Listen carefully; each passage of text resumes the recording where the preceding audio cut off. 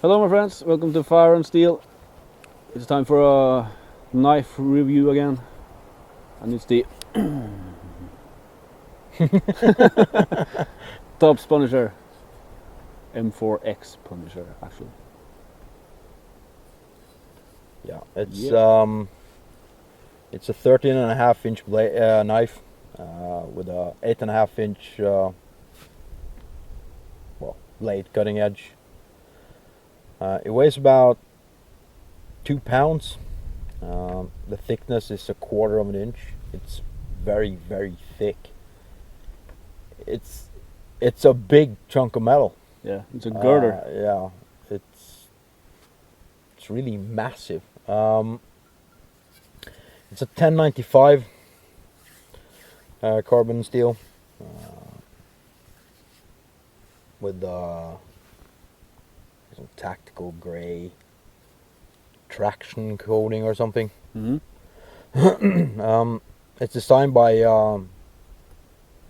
what does it say? Daniel M. Certo for the Punisher movie Warzone. The handles are micarta. It has the same problem as all the Tops knife in my opinion. It's just slippery and too thick. Not ergonomic enough. It has 2 big lanyard holes at the bottom with a huge pommel. Very big pommel. Yeah. A glass breaker. It looks like it can pretty much break into anything with this. It's a sawtooth back, but they're just for show because they aren't sharp at all. You can't saw anything with them, nothing at all. So it's just for show. I know Certo has his original knife costs about, I don't know, $1,000 and upwards to $2,000, somewhere there. I think it's a really expensive knife, but that one has functionable saw on the back. It has a finger groove, which works okay, and a big finger choil, which I like because now you have a little finger choil here, or not a little choil, so you can sharpen your blade all the way down instead of having it all the way here. If you turn the knife the other way, you can see on this side it has, I think it's made to pummel in stake plugs, nails, all that kind of stuff really. And on the tip you can see it's flat on one side and not on the other. That's for using it as a pry bar. And this one will probably work as a pry bar, being that it's so massive and so long. You could probably pry something open with it.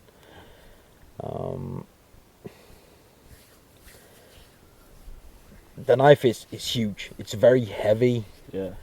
It looks cool, but it's just not good out here in the woods.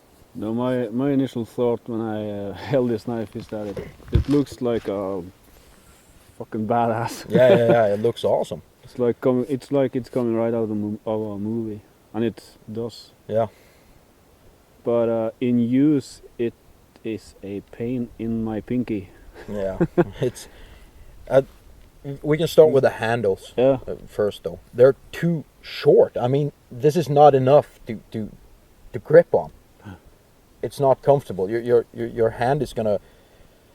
If you have a normal grip, which would actually be the finger in the finger choil, your hand would be on top of the handle, as you can see there. So it doesn't fit. It's not too comfortable. If you place your hand further down, it's more comfortable. But if you chop with it, this thing right here is destroying our hand. Yeah. As you will see when we have our cutting tests, it really does.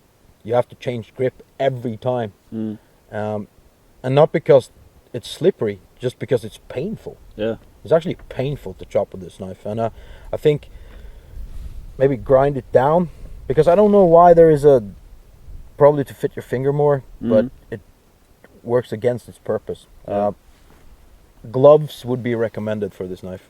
Yeah, extremely recommended. Så många högar då. So it's uncomfortable to chop with. It looks great. It's probably good in an urban environment. Probably chop some zombie heads pretty easy with this. Yeah. But the hell? Zombies? Yeah, zombies. Jesus. So we got visitors here now. It's free dinner.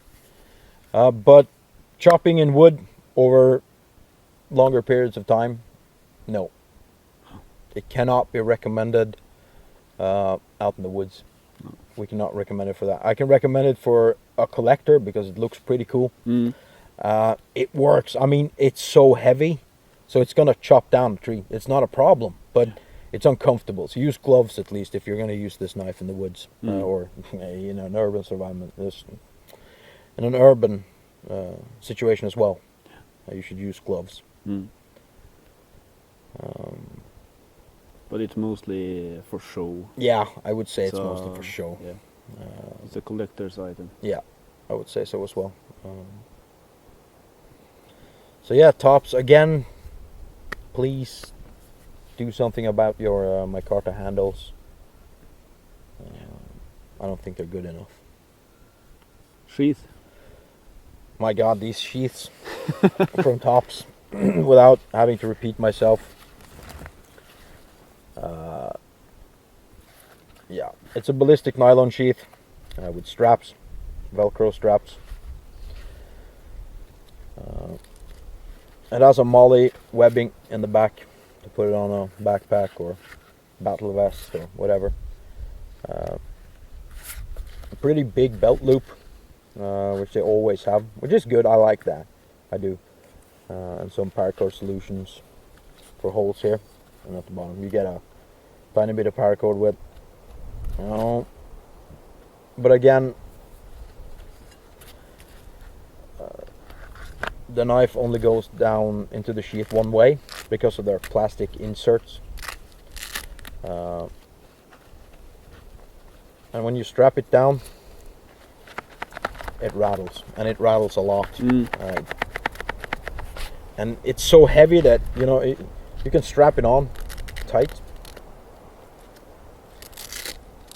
but the knife is still gonna slide, and it's too much movement inside the sheath, to be honest. And yeah, it's these ballistic nylon sheaths and that stuff. I just don't like it. Tops.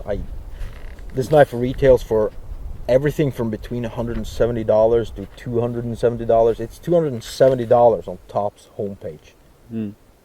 Come the fuck on.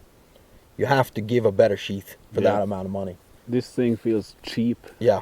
Really cheap. Yeah, and you get a big pocket with some Velcro on for fastening, and that the Tops flute as they always give you, but it doesn't matter.